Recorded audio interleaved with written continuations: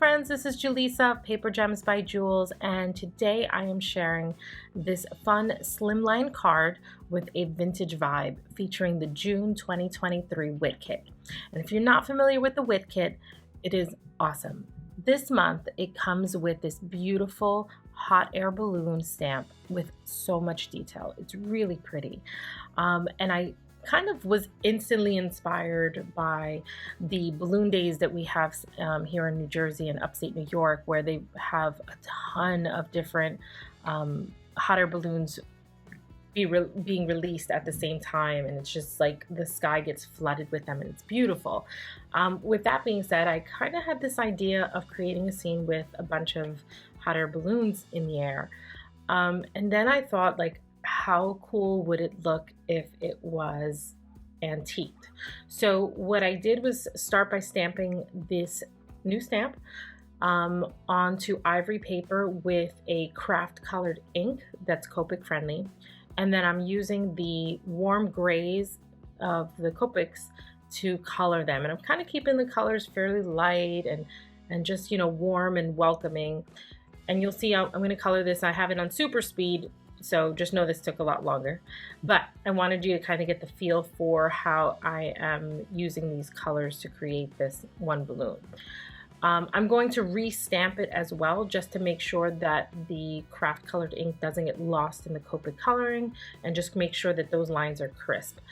You'll see that I'm going to move the card over, and I am stamping this balloon on the edge because, again, it's creating a pocket scene from a bigger scene.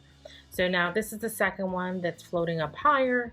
I'm going to color it in, same exact coloring. You can do something different if you'd like. Again, I wanted a vintage vibe, so I'm using the warm grays. You can use whatever colors you want. This is just with the hopes of inspiring you with this new Wit Kit. Also included in the Wit Kit is a die set that coordinates with this stamp, and I will be showing you how I use that in a second. So I'm just finishing up the layers on this. Again, I'm going to do the same process, same coloring, more or less. You know, I'm sure there's a couple differences because, you know, I'm human and I'm probably, you know, slightly distracted with life, laundry, and all else that's going on in my house. But this is basically it. So this is the start of this scene, these two.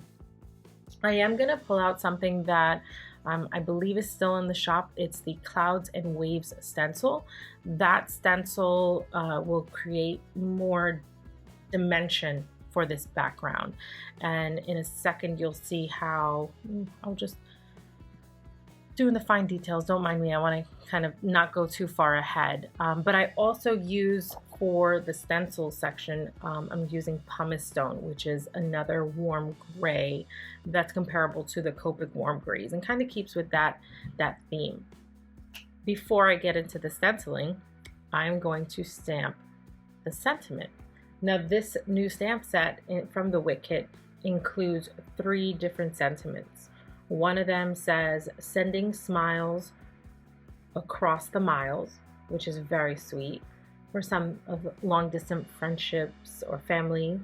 Then there is "Thanks for lifting me up," and that's the one that I'm going to use in here. And I love the size of them because they're kind of hearty. They're not like these really small sentiments, so they can be very you know, it can be a focal point in a card, so you can use this as, you know, something different. Again, what I love about Unity stamps is that they mix and match so well with each other, so they really do come together.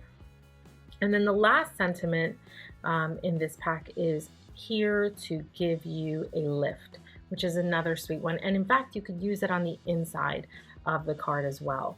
So here's that stencil that I was referring to. I'm using some Post-it tape to kind of cover the edges, and I am doing this somewhat of an angle just to give a different vibe to this, you know, to the use of the stencil. And again, one of my favorite stencils by Unity, because not only does it have 4 different sides of clouds, but if you flip it over, that's another 4, so it's a total of 8.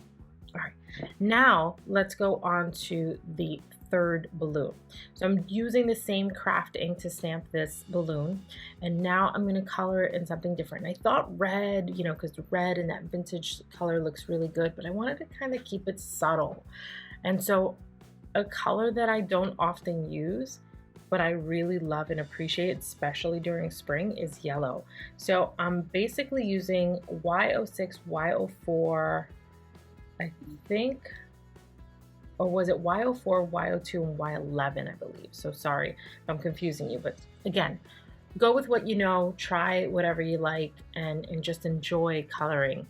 So I think this would even be great using watercolors. I don't often use my watercolors and I really would like to, but my Copics are my go-to, so that's kind of what I'm using here.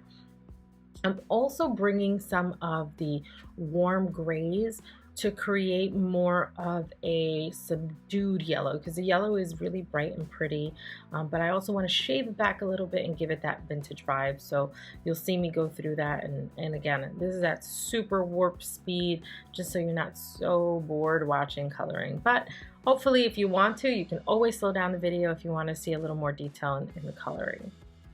So I'm doing some of the darker colorings, just bear with me. And this would be so cool in like a rainbow color. I mean, there's enough lines in there to really create a lot of fun ways to color these balloons. And again, I would love to see a slimline card with maybe all the balloons in a different rainbow shade going across the whole thing. That would be super fun too. So, I mean, just the ideas are endless. I love it. I just don't have enough time to create.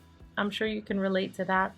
But almost done with the coloring here. Just some final details, and then we're going to get into the die cut. So the dies that come with this wick kit are for the hot air balloon, and they also have two different shaped clouds.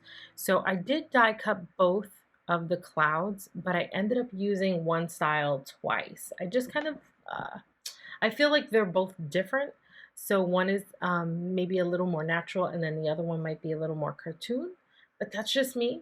And so you have the option of using one, both, all, whatever you want.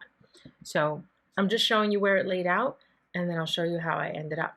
So just a couple of extra details. I did splatter some gold wink of Stella all over the place to kind of just add a little texture. But that's pretty much it. Thanks for watching, and I hope you subscribe.